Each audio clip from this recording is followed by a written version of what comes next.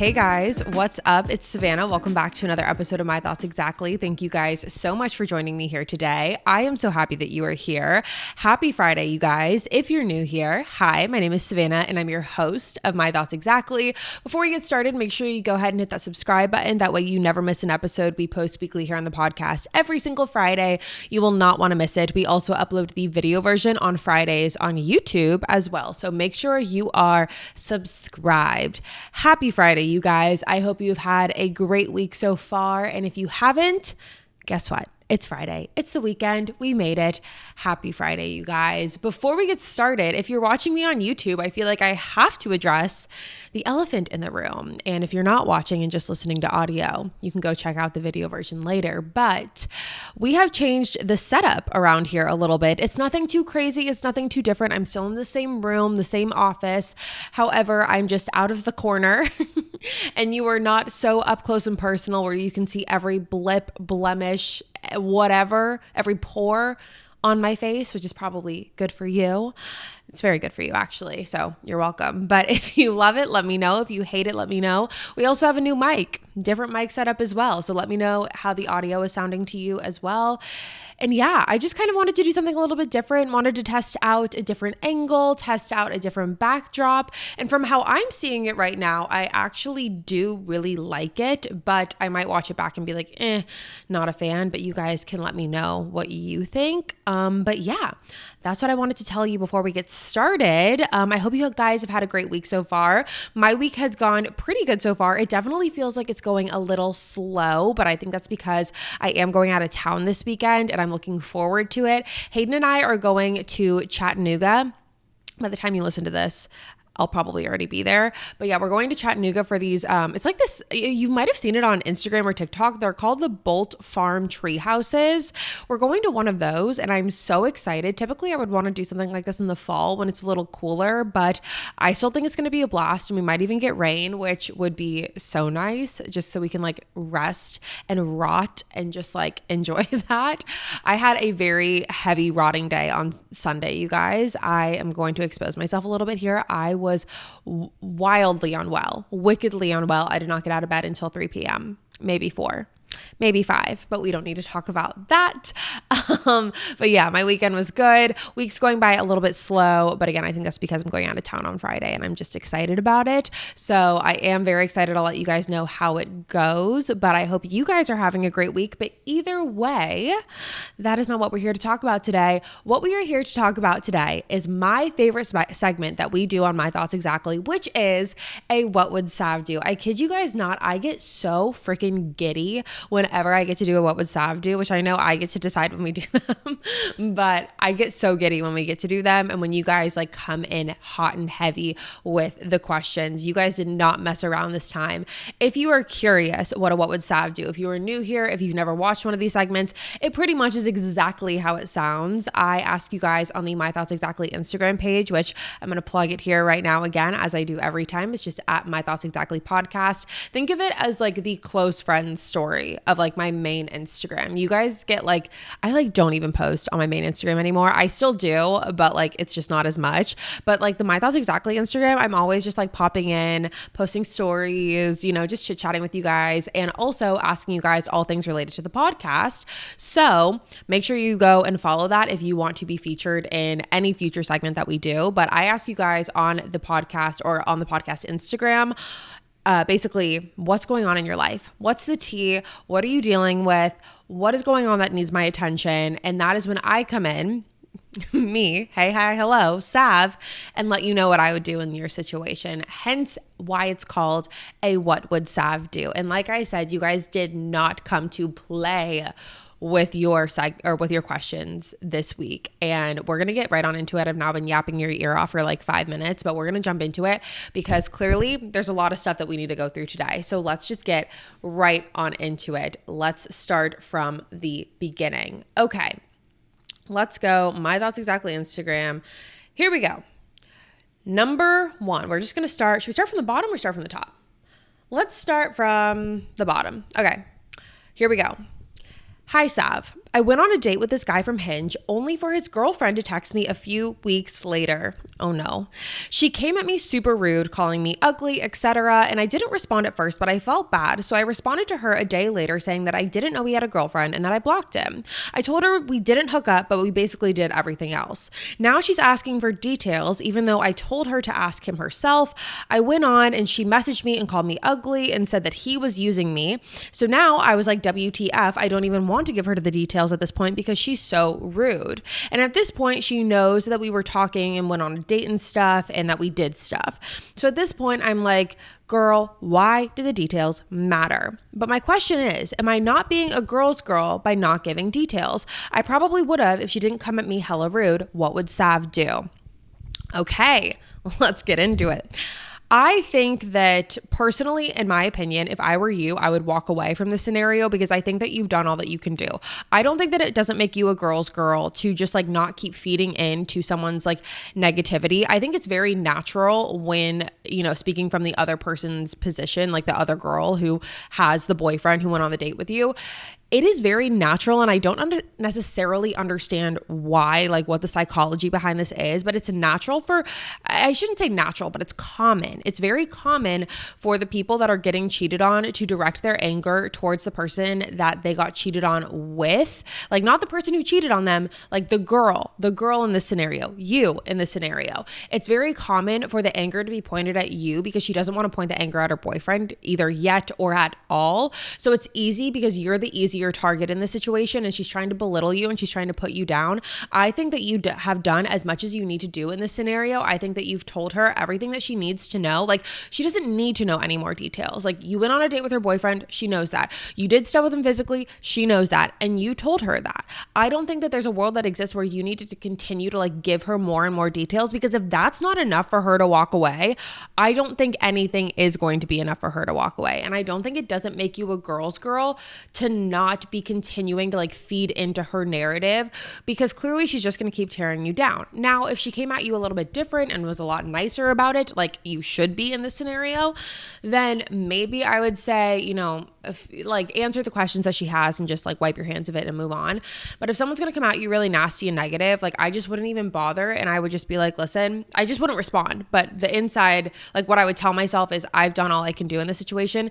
You've been a girl's girl. She is not being a girl's girl, by the way, by trying to tear you down and attack you and like shoot below the belt and call you ugly. Like why? Like what are we doing here? Like what good is that going to do? You think that's going to get answers out of me? No. If anything, that's just going to make me want to block you. So I think you've done all you could do. Just distance yourself from both of them. I wouldn't talk to the guy. It doesn't seem like you are, but I just wouldn't even entertain it. I wouldn't talk to her either. And I would just keep it moving because clearly it just doesn't seem like a scenario that you want to involve yourself in. It's only going to give you more stress. And I think that you've done the right thing by giving the information that you already did give. That's what I would do. I would move on. You're not being a girl's girl. She's not being a girl's girl.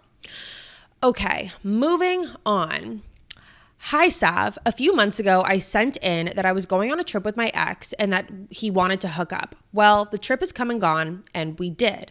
We've been talking for the last few months, and feelings came back for each of us. And when he saw me, he even told me that he loved me. It felt electric, and I haven't had that happy, fancy feeling in years since him and I split. The problem is, as much as I was into him, the hookup was so awkward. We haven't had time to talk since the trip about it, but it's only been a week.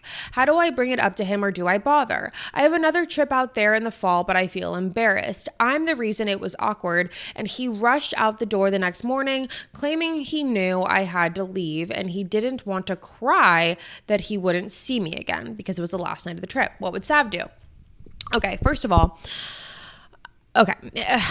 I have lots of thoughts. My first thought is that I think that it is so natural and normal as women to overanalyze, hyperanalyze, overthink our hookups. I think that that's something that's like not really talked about enough, or maybe it is, but I just think that as women, it's really natural for us to like run through every second, every moment, every minute of everything that happened, especially when we feel like it was awkward. Like, I think it's normal for us to do that, like in general, like whether we're debriefing with our friends or whatever, but especially if we ever feel the slightest bit of like it being awkward or like not all the way there, like how we feel like it should be, we will run it back like play by play and try and convince ourselves that we had done something wrong or that we did something that didn't make the experience right. Did he think it was weird? Did he not enjoy it? Yada, yada, yada. Here is what I've learned. Okay. Because I have done this a lot. I'm exposing myself right now, but I have done this a lot too. I have hyperanalyzed, overthought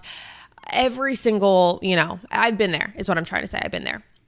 What I've learned is that it does not matter. I promise you, hyperanalyzing and overthinking the way that you are, it does not matter because typically, more often than not, especially if this is someone who you continue to have feelings for, if this is like an ex or whatever, and the feelings were there, it doesn't matter. They are just so happy to be there. I promise you, so happy to be there. They are so happy that this happened. He's not sitting there being like, oh my God, that was so weird. That was so awkward.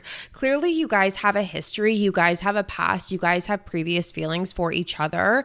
I would not sit there and I would not overthink it because it's not going to do you any good. If you see him in the fall, if you decide to go and you want to bring it up and be like, yeah, that first time just felt a little weird, or like the first time back together just like kind of felt a little weird because, you're still like, you have to kind of like get over that like awkward, hump of it all, if that makes sense. Like, especially if it's like with someone that is from your past, I feel like it's kind of something that you have to like get back into the rhythm with. That's what I've realized with like people that I would like either have the flings with, and then it would be months and months and months, and then we'd like do something again a couple months, like whenever later. Like there was always like, you kind of had to get back into the rhythm of it. You kind of have to like remember how everything goes and whatever, because each person is different. But my point in all of that, and now I'm oversharing, is that I promise you, he is not sitting there thinking that it was awkward. I promise you, he's not sitting there being like, oh my God, that was so weird. I can't believe she did this, or that was strange, or I didn't like that. He was just happy to be there. He was so happy to be there, and you just need to like let that be it. I think it's awkward. What probably is more awkward, honestly, is like trying to figure out how to kind of navigate the relationship after that. Because I think it's one thing to kind of like talk about getting back together, one thing to talk about your feelings for another person, one thing to talk about like, oh, should we like try this again? But then once you actually like physically do something about it, like once you actually hook up, then it kind of makes the conversation more real. And then it's like, okay, now we kind of have to figure it out. And maybe he was just like, there's a lot of emotions running right now. I don't know. I just need to kind of like think about things. Or maybe he was going to cry because he didn't think he was going to see you again. I'm not sure. I think that if he hasn't brought it up and you guys have continued to talk like everything's normal, I would not even think twice about it. I wouldn't think twice about it either way, because I promise you, he was just happy to be there, happy to be involved. He was just happy. Trust me. Just trust me on this one. You don't need to overthink it. I would probably, if you like him and still want to continue talking to him, I would go see him in the fall, and, you guys can figure your kinks out there. No pun intended. What would Sav do about having the hard talk with friends about their decisions? Okay. Well, I have gone through quite a bit of friendship in my day, and I have gone through different types of friendship. I have watched friends make decisions that I don't necessarily agree with. Friends have probably watched me make decisions that they don't necessarily agree with. I think that you have to ask yourself, do their decisions, if they don't morally align with you, or if you do not support them fully, like there's a difference between like supporting your friend through like some bullshit, some like toxic stuff that they do. And then there's like a line. There is a line that can be crossed where it's like, I'm not comfortable with this. I'm not okay with this. This is not aligned with my morals. This is not the type of person that I want to be friends with. Here's the beauty of life. We do get to pick our friends. We can't pick our family, but we can pick our friends. If you are friends with someone who your goals aren't aligning, you don't see them as like the type of friend that you would want to have in the future, if you feel like they're constantly draining you, if you feel like you're exhausted every time you talk to them, or if you feel like you're exhausted, like having to think think about seeing them. Trust me, I've been there before too. And it's like, it's a sad realization to come to, because sometimes you convince yourself like, no, like, but they are a good friend. And no, remember when they did this, and remember like the memory we had here. It's easy to talk yourself out of it. Again, we've talked about first impression bias like time and time again here, but I think it's easy to talk yourself out of maybe like sticking around for a friendship. But if this friendship is draining you, or if you just like don't align anymore on like your morals or what you want out of life or the decisions that you're making, like, you're allowed to walk away. You're allowed to walk away from that friendship. Now, let's say you don't want to walk away from that friendship and you just want to have a conversation about it. I think that this is where friendships really get tested, but I think a true friendship will last through hard conversations. I think that that's what makes a true friendship. If I or a friend of mine is going through something where I completely disagree with what they did, or a decision or decisions, plural, that they made, I will tell them, and I will tell them in a way that's, listen, it's your life and you get to do what you want to do with it, but I just don't think that this is a good idea, or I don't think that this is what's right for you, or I don't think like as your good friend, this is something that you should be doing. I think that we should try and find the root issue here, or let's, talk about it, like what's going on that makes you feel like you need to be making these types of decisions. Again, the conversation is going to be catered differently towards whatever the decisions that they're making are. But based off of that conversation, you can really kind of see if this is a friendship that's worth saving.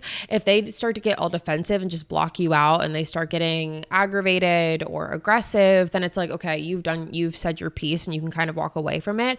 But I do think that if someone is willing to like have the conversation with you, kind of tell you where their mindset is on it and be vulnerable in that moment, that maybe the friendship is worth working through. Again, it's going to be an up to you type of deal. Like, this is something that you get to decide, because we do get to decide who our friends are. And sometimes it sucks when we have to walk away from friends that, we thought would be around for forever, but they're not necessarily, aligning in the way that we thought that they always would.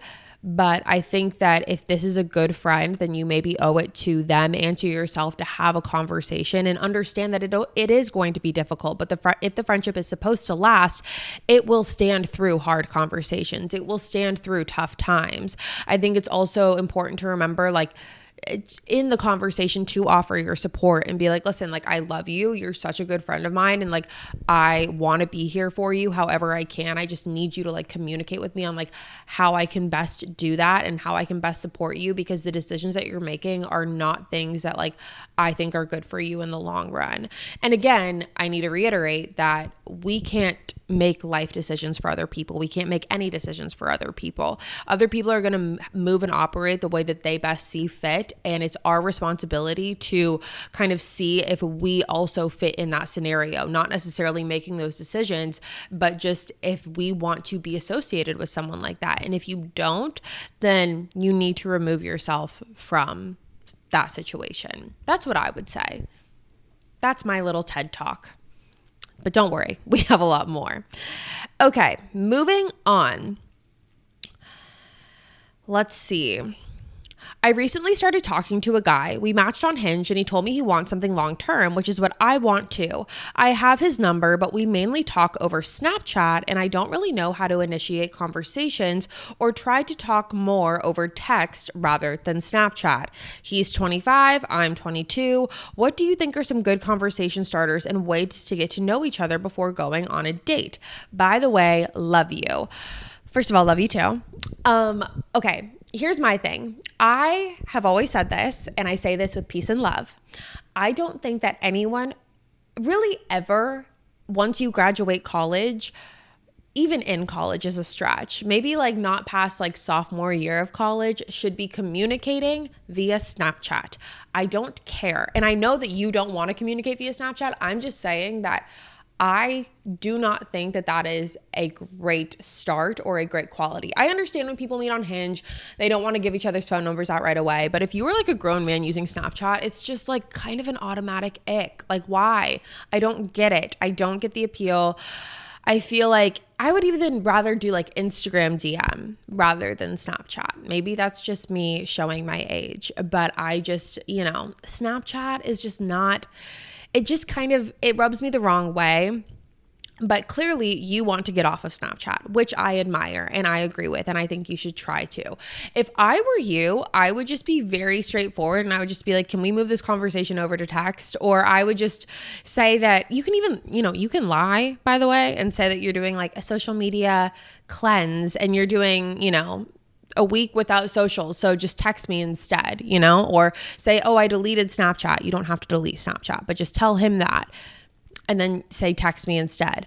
Or you could be like, oh, my Snapchat's just like acting really weird. Like I didn't get your message. Like just text me instead so we can continue the conversation there. That's like how I would do it, because I think that if you just tell him, which maybe you should just be straight. I don't know. I go back and forth with this because part of me is like, why are we lying? Like maybe we should just be like, let's not talk over Snapchat. Like let's just move this conversation over to text. Like tell him like, hey, we shouldn't be communicating over Snapchat. You're 25 years old. Maybe we should just start there. But if you don't want to do that, if that's not like the route that you want to take, then that's when I would say like the thing about, social media cleanse or Snapchat cleanse, or your Snapchat broke or you got locked out of it or whatever. That's what I would say. In terms of conversation starters and things to, talk about prior to meeting in person, I am the type of person where I like to know not a lot before I go on a date. Like I'd kind of like to know the bare minimum, except everything I need to know for safety reasons. Like I'm going to know your last name. I'm going to know how old you are, which clearly you do. He's 25. I'm going to know what you do for work, like what your job is. And then I'm going to do a Google search. And then I'm going to figure out everything about you, because as girls, that is what we can do. It's our little superpower. We're little CIA agents and it's amazing. I mean, I think that if you're trying to get a feel on like his personality, I think that, again, I kind of like to do that on the date. I think it gives you things to talk about, but I do think, getting the basics is a good start. And, good conversation starters for when you're on the date are getting a better understanding of him, like getting to know what his background is, where he's from, where he went to school, what he wants in the future. Like I know it's kind of a scary conversation to have on the first date, but that's kind of what I would gear towards. I wouldn't try and get down to the nitty gritty, like over text and try and like, get a good grasp on everything. What I've found is that, the best dates that I have had come from the ones where we just kind of like briefly chit chat over text, like a couple texts here and there. We get to know a little bit about each other. And also you're kind of able to see like what your humor is over text, kind of what personalities are over text, if you're going to like vibe or not, but keep it like minimal. You don't need to be texting 24/7 or like even, a lot at all before a first date. And that way you'll have some stuff to talk about on the first date. And I would let him lead, like truthfully. I think that as a society and in the dating culture specifically, we need to kind of let men lead a little bit and not be so worried as to like, oh, what am I going to say? What am I going to ask him? Like I would have a couple things that you want to know about him, a couple things that you want to know about like his values and how he grew up and his upbringing and his family, his relationship with his family, his friends, things like that, what his hobbies are. But like also don't be afraid to like let him lead and kind of ask some questions about you. Like you want him to get to know you too. I think it's really easy for us to like sit there and kind of like throw out the questions because I feel like we're kind of preconditioned to do that. But I think, in dating, it is important to be able to like be courted and be the one who gets asked questions, be the one who is, a little bit mysterious, and be the one who, you want him to be curious about you too. So I would not worry too much about like going in with a list of conversation topics. I would go in with a list of things that I want to know about him, and then the conversation will flow or it won't, and you'll figure it out from there. That's what I would do. I feel like that was a very long-winded answer, and hopefully it made some sense, but I have strong opinions on first dates just because I hear about all the horrible ones that my friends go on, and I'm like, oh my gosh, like peace and love. Like, I can't believe it. I can't believe that this is the world that we've come to. But anyways, best of luck. And I'm sure it'll be great. And I'm sure that you are going to be fantastic as well. So don't even worry about it. Okay, moving on. I'm trying to start talking to a guy who is long distance. What would Sav do? The longest distance that I've really done in a relationship, or I wouldn't even call it a relationship, it was a situationship. It was like 2.5 hours. I was in San Diego, he was in LA. And the one thing that I'm going to say is really important, and everyone says this, it's so cliche when talking about long distance, is communication. You have to communicate. You have to be on the same page. I think when you are trying to begin like a talking phase, or let's say you're in the talking phase, something that's really important is setting up quality time and finding ways that you can continue to set up that quality time even when you're not in like, close distance to where you can see each other on a consistent basis. I think doing things like setting up FaceTime dates or phone calls or things where you can still have those moments of quality time leading up to when you guys do see each other is going to set you up for success. I think that, again, being open in your communication, open about how you feel, open about like your thoughts about the relationship, what you want in the future, thinking about like, is there going to be what is the end goal here? Like, are you guys going to be able to be together in the future? Are you guys going to be able to be in the same place in the future? Or is this just a matter of like both of you being long distance forever? And obviously we don't want that, but it's important to communicate that. I think that those are the things that I would suggest when entering into any sort of long distance relationship, making the time, because you still are dating. Like you still have, once you get to that phase, obviously, but like you still are getting to know someone. You still are going to eventually date them. You want to be able to figure out ways that you can make the long distance not as brutal, because it is going to be hard. It's not something that's going to be easy. That's why everyone says that long distance sucks. But I think that figuring out ways where you can incorporate date nights, quality time, phone calls, like it's hard, but it's not impossible. A lot of people do it and a lot of people are successful with it.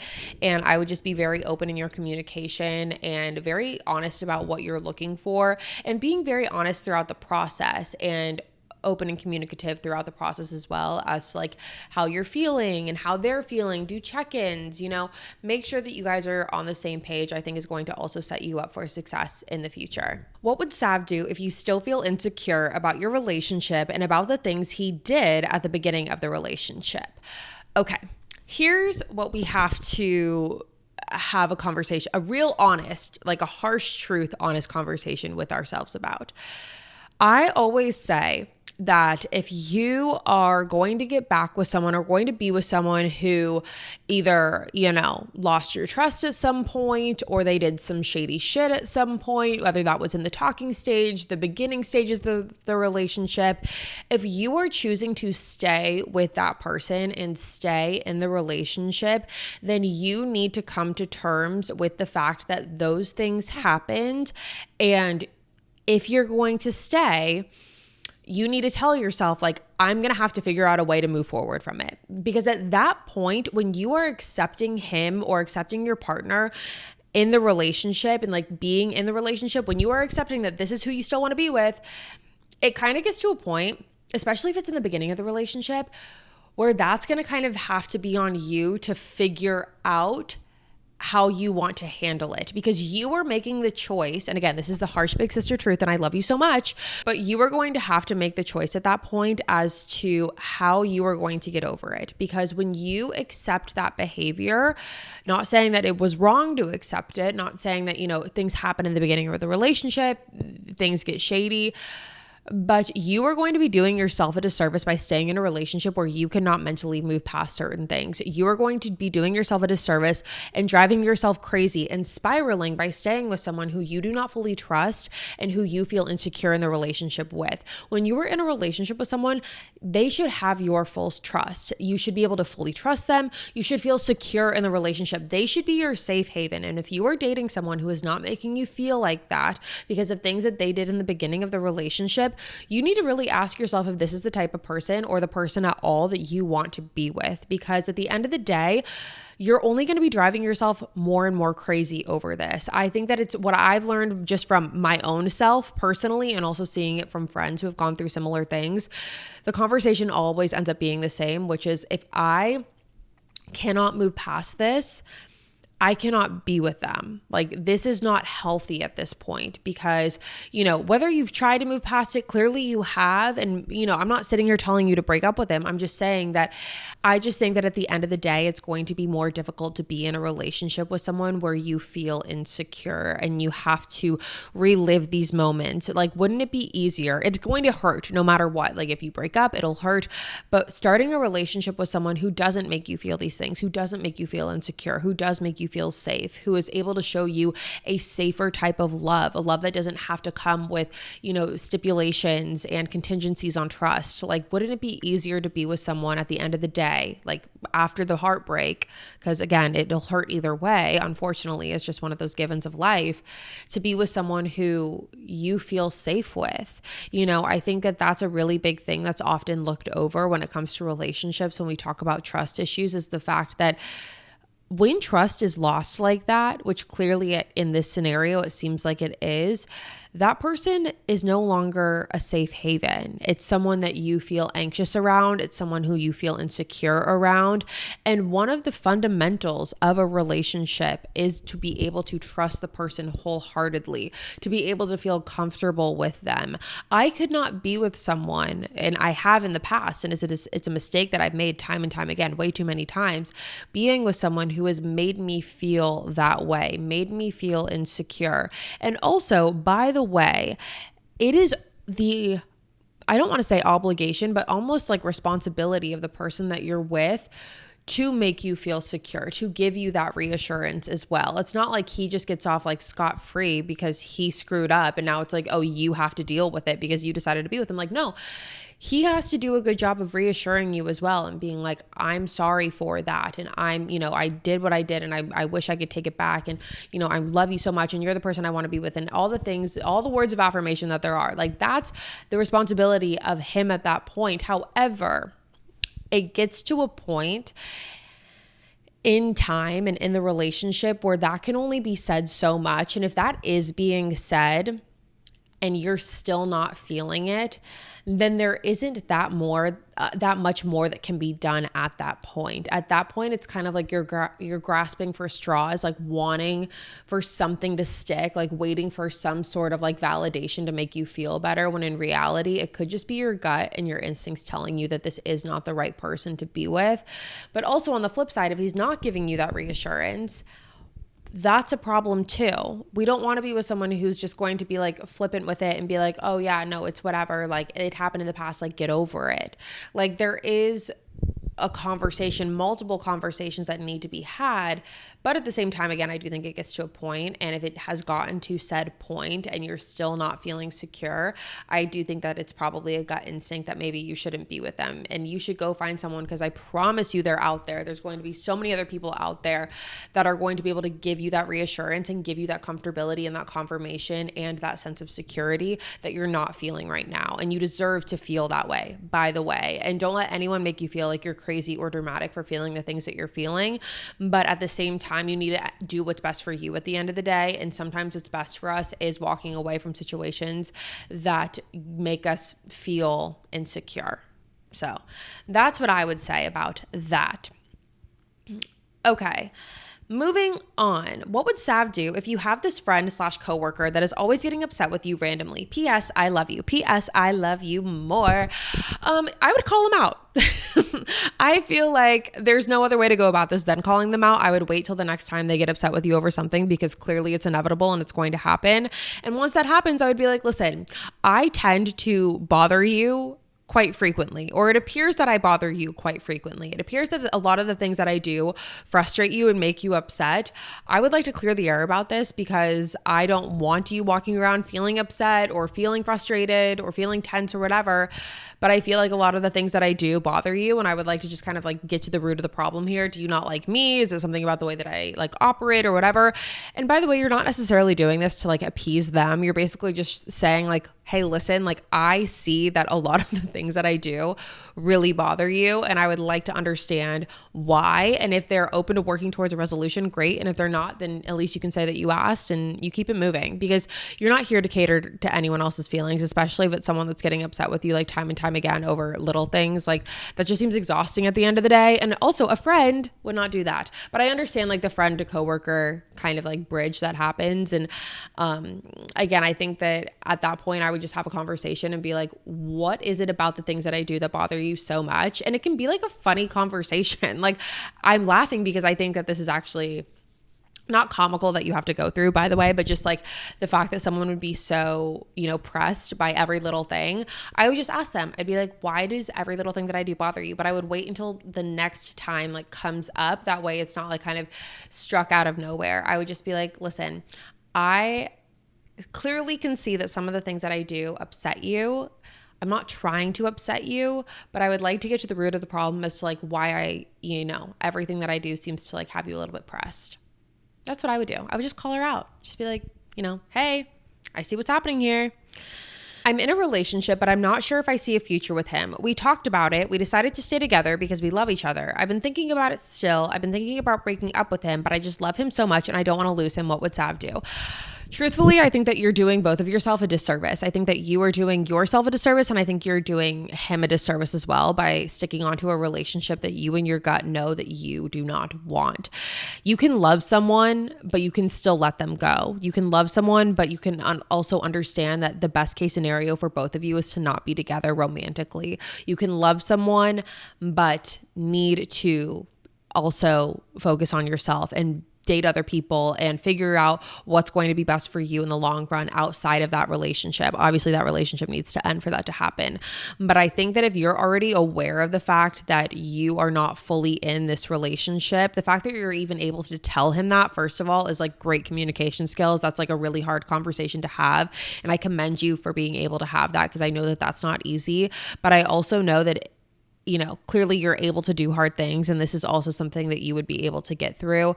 I think that, it'll suck in the beginning, but when you look back on like 3 months from now, if you decide to go that route, you're going to be so much happier with your decision, because not only are you choosing yourself, but you're also choosing what's best for him at the end of the day. And if you love him as much as you say you do, then I think that that's what needs to happen. And it is sad no matter how you want to spin it. And so I am sorry that you're going through it, but I admire you for the fact that you're able to like put those thoughts into words and also communicate those thoughts as well in a way that is, coherent, and in a way that it is also, coming from a loving place. I think it's easy to, when you feel that way, shy away from it or be like, oh, no, that's too scary. Or, oh, I'm just going to go cheat and like make, give him a reason to break up with me.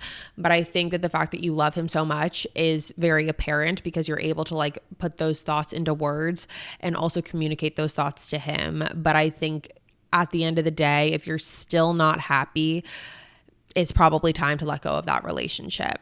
Okay, next one. I'll take the hate, but I need genuine advice. I'm married, 1 year married, 4 years together. I feel like I just woke up from a 4-year-long brain fog and cannot believe the decisions that have led me here. We have little to anything in common, and when I look at him, I see a platonic love.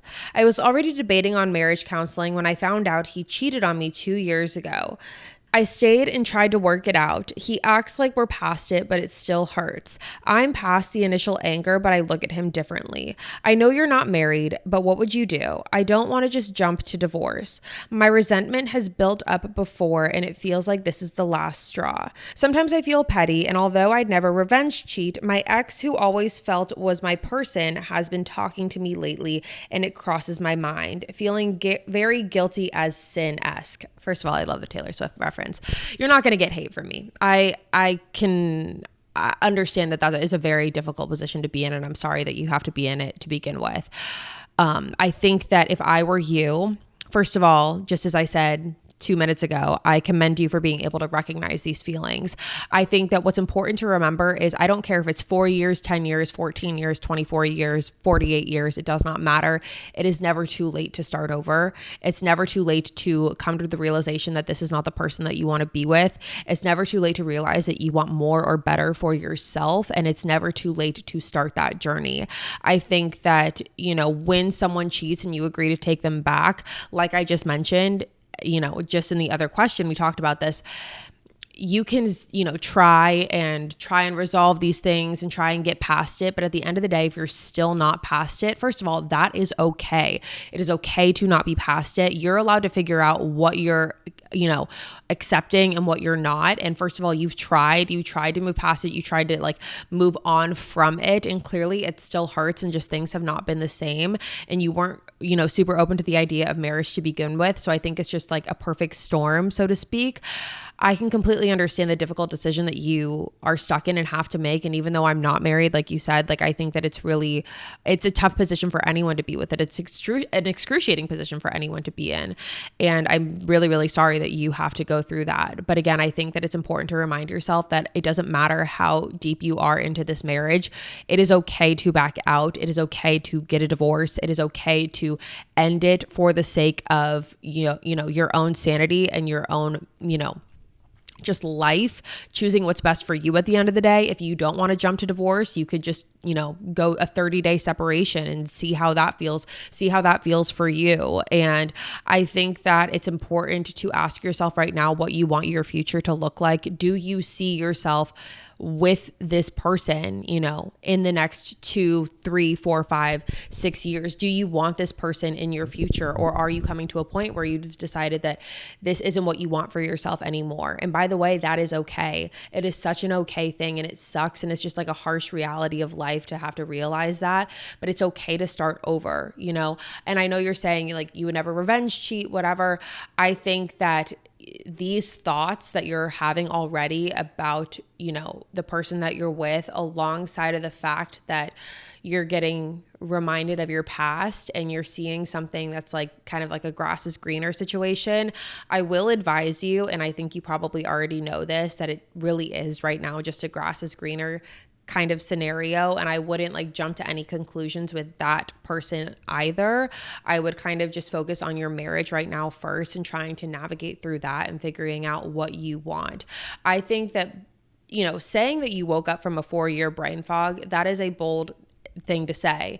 And I think that it's really admirable, again, that you're able to come to terms with that and you're able to say that. I think the fact that you're able to recognize that and be wait a second, this is not what I want in my life, that takes a lot of guts and it takes a lot of courage. Just as I said in the other answer, it takes a lot to be able to recognize that. And if I were you, I would not take that lightly. If you want to do marriage counseling, do marriage counseling. If you want to do individual counseling and figure out, get with someone, get with a counselor, a therapist who's able to guide you through these next phases, who you can really talk everything out with. If it's, you don't really want it to be marriage counseling, maybe you're just past that point. I think you need to ask yourself what you want out of your future. And personally, I'm a big advocate for choosing yourself and choosing your happiness. And I think everyone should be. And I think that, it will suck. Inevitably, it's going to suck, but you have to ask yourself, do you want to stay in a marriage where you don't feel fully present? You don't feel fully there? You don't feel the same way that you once did. I think that all of the things that you're saying are super valid, and all of the things that you're talking about and all the questions and problems that you're having are very, very, valid considering the circumstances that you're in. I think that once someone cheats, there is a shift, no matter how you want to spin it. A shift happens, and a shift occurs. Some people are able to get past it and some people are not. And there's no right or wrong way to do it. I think that if you cannot get past it, if you still feel after 2 years, I just don't look at them the same, they're just not the same person to me, we don't have the same relationship, I think that's a very telling sign that maybe this isn't your person. And maybe this is the lesson that you needed to learn in order to move on from your life, and not move on from your life, but move on from this relationship and go on to the rest of your life, is what I'm trying to say. So that is what I would tell you. Again, it was a very long-winded answer, and I feel like I'm kind of all over the place with what I was trying to get my point across to be, but hopefully it makes a little bit of sense. But my heart is with you, and I can totally understand that is a very difficult position to be in, and you're going to make the right decision, whatever it is, and have faith in yourself. That's a big thing too. I think oftentimes we look, at everyone else except ourselves because we feel like everyone else has the answers, when ultimately we are the ones that have the answers inside of ourselves the whole time. And it just takes a little bit of digging and a little bit of, self-discovery to figure it out. Okay, next one. Sav, what do? I can't get over my situationship. If there is anyone who knows about situationships, it is me. It is me. I am the queen of situationships, and it's not a title that I hold highly, okay? It is not one that I like to have. Personally, I have been in more situationships than I have relationships, and the relationships that I've had in my life have been easier to get over than my situationships. And I think that that is valid and true for a lot of reasons. And I feel like we need to make I feel like we've done a situationships episode, but I feel like maybe we need to do it again, because I think a lot of you still have a lot of things to say about situationships, as do I, because I could talk about this shit forever. I won't, but I could. I think when it comes to situationships, part of the reason it's so much more difficult to get over is because when we look at relationships, like full on boyfriend, girlfriend, or, whatever type of relationship we're looking at, full on official, full on titles is what I'm trying to get at. It is easier to get over that because, in my opinion, it's run its course. What's done is done. And it's easier to get over the idea of what ifs. I feel like with situationships, there's not a lot of closure, and there's only more questions than there are answers. And I feel like that's a really hard part of it as well. And I also feel like with situationships, there's always one person who's overcompensating for the other. And when you are that one person, it is so difficult to let go, because it's like, I've tried everything. I put my all in this and it still wasn't good enough. And it makes you feel like, in fact, you are not good enough, when that is not true. It actually could not be further from the truth. When we look at situationships, we have to remind ourselves that we don't want to be with someone who doesn't want to be with us. We don't want to be with someone who can't fully commit to us. We don't want to be with someone who half-asses a relationship with us. I honestly hate the term situationship, because I feel like it gives excuses for situationships, if that makes sense. Like, I feel like because we put a word to it, because we've defined it, it's like, oh, like I get to have, I can just, put her in the situationship pile and it's fine. I think that you need to remind yourself, you do not want to be with someone who's half-assing a relationship with you and who is not fully committed to you. I think it's easy to be like, oh, but maybe if I do this, it'll change their mind. And if I, act this way, or if I say this thing.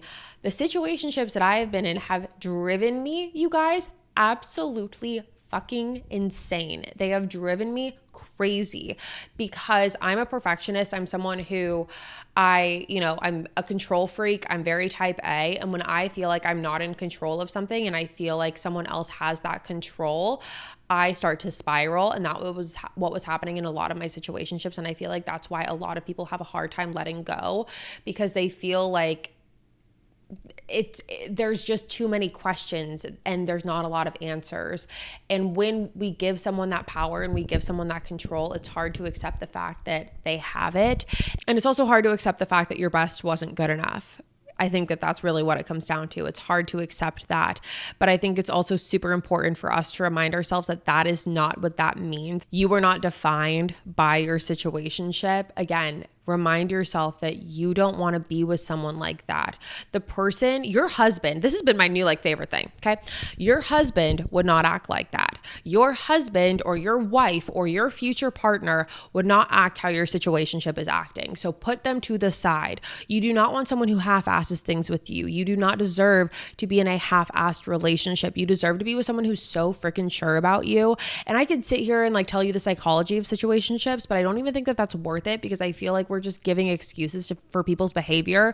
And I think that what's more important is validating the fact that you deserve someone so much fucking better than that. And you deserve someone who is waking up every day and not making you feel confused, and waking up every day and choosing you, and waking up every day and wanting to build a future with you, and waking up every day and making sure you know that, and being with someone who doesn't want you to be with anyone else, being with someone who isn't going to let another day go by without putting a label on it, because they want to be with you and they want to start the foundation of an actual relationship.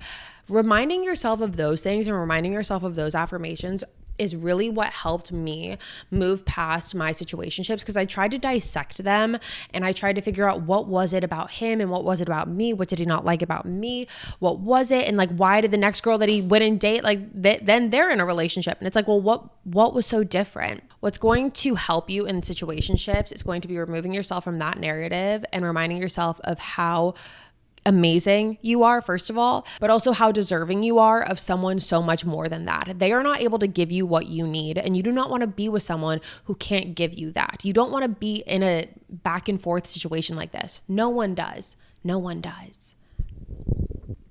You deserve better. And that's all I'm going to say about that.